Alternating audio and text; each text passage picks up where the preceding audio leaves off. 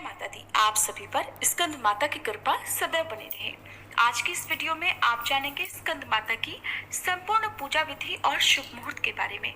इस बार हिंदी पंचांग के अनुसार पंचमी तिथि 26 सितंबर शुक्रवार को सुबह 9:34 से शुरू हो रही है और जिसकी समाप्ति 27 सितंबर शनिवार को दोपहर 12:03 पर होगी। क्योंकि पंचमी तिथि में स्कंद माता की पूजा की जाती है और ऐसे में अगर हम बात करें तिथियों की, तो क्योंकि इस बार एक तिथि बढ़ी हुई है, माँ चंद्रघंटा की पूजा के बाद अगले दिन वैसे तो कूष्मांडा माता की पूजा होनी थी, लेकिन अगले दिन जब कूष्मांडा माँ की पूजा होनी थी उस दिन भी तृतीया तिथि विद्यमान थी। इस कारण से तृतीया तिथि 2 दिन पड़ी है और तब वहीं से जो आगे का क्रम है वो थोड़ा सा गड़बड़ा गया है। लेकिन कुछ भक्त ऐसे भी होते हैं जो पूरी तरह से तिथियों को ध्यान में रखकर पूजा करते हैं, उपवास रखते हैं, तो कुछ लोग केवल क्रम के अनुसार उपवास रखते हैं।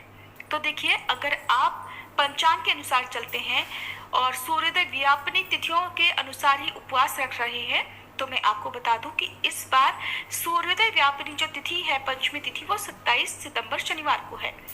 तो ऐसे में 27 सितंबर शनिवार को ही स्कंद माता की पूजा की जाएगी। लेकिन कुछ लोग ऐसे भी होंगे जो क्रमवार चल रहे होंगे, जिन्होंने तृतीया तिथि की वृद्धि नहीं मानी होगी, तो वो लोग 26 सितंबर शुक्रवार के दिन भी स्कंद माता की पूजा कर सकते हैं। हालांकि उस समय जब सूर्योदय हो रहा होगा तब उस समय पंचमी तिथि नहीं रहेगी, यानी कि 26 सितंबर शुक्रवार को सूर्योदय व्यापिनी पंचमी तिथि नहीं रहेगी। अब ऐसे में पहले जान लेते हैं 27 सितंबर शनिवार के मुहूर्तों के बारे में। 27 सितंबर को इस बार ब्रह्म मुहूर्त सुबह 4:45 से 5:33 तक रहेगा और इस दिन सूर्योदय होगा सुबह 6:21 पर, सूर्यास्त होगा शाम 6:14 पर और इस दिन राहु काल सुबह 9 बजे से 10:30 बजे तक रहेगा। तो इस दिन आप सुबह की पूजा सुबह 5 बजे से लेकर 8:55 तक कर सकते हैं और शाम की पूजा शाम 6:12 से लेकर 7:24 के बीच में कर सकते हैं। और इस दिन प्रीति योग रात 11:46 तक रहेगा, पूरा दिन प्रीति योग रहेगा और फिर रात 11:46 के बाद से आयुष्मान योग प्रारंभ हो जाएगा। इसके अलावा अनुराधा और ज्येष्ठ नक्षत्र का शुभ संयोग भी बन रहा है। अनुराधा नक्षत्र पूरा दिन रहने के बाद देर रात 1:08 पर समाप्त होगा, बाद में ज्येष्ठ नक्षत्र प्रारंभ हो जाएगा।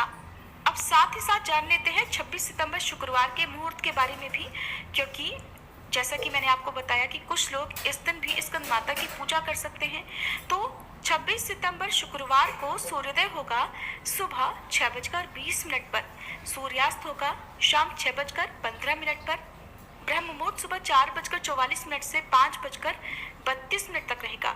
राहु काल सुबह 10:30 से दोपहर 12 बजे तक रहेगा और इस दिन विशाखा नक्षत्र रात 10:09 तक रहेगा, बाद में अनुराधा नक्षत्र प्रारंभ हो जाएगा और इस दिन पूरा दिन विषुकुंभ योग रहेगा जो कि रात 10:51 पर समाप्त होगा। इसके बाद में प्रीति योग प्रारंभ होगा और विषुकुंभ योग को बहुत ही अशुभ समय माना जाता है।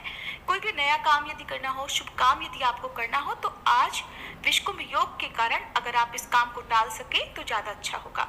अब जानते हैं पूजा विधि के बारे में।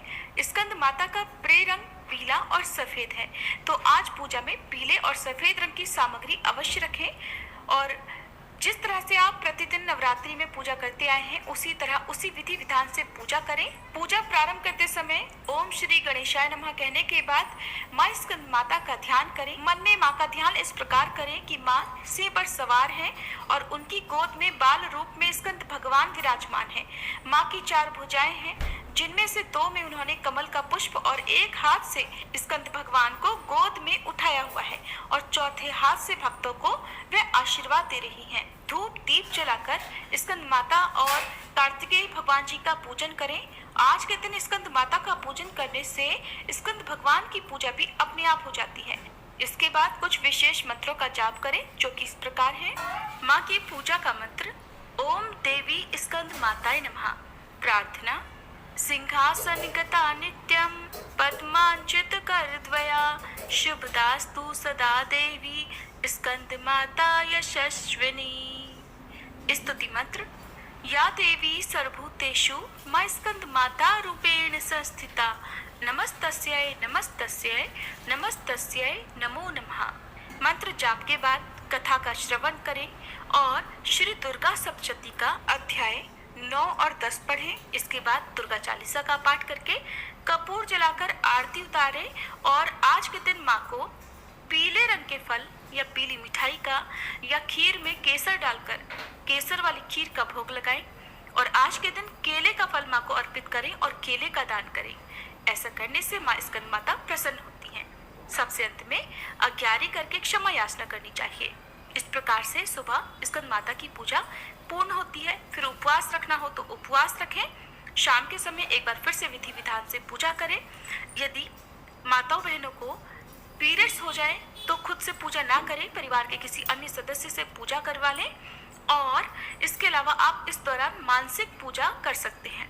उस सारी पूजा जो आप खुद से करते हैं उन सभी पूजा का, विधि का, मंत्र का आप मन ही मन ध्यान करें और मोबाइल आदि के माध्यम से कथा पढ़ सकते हैं, मंत्र जाप कर सकते हैं, दुर्गा चालीसा पढ़ सकते हैं, लेकिन खुद से कोई भी पुस्तक या कोई भी सामग्री छूने से बचना चाहिए।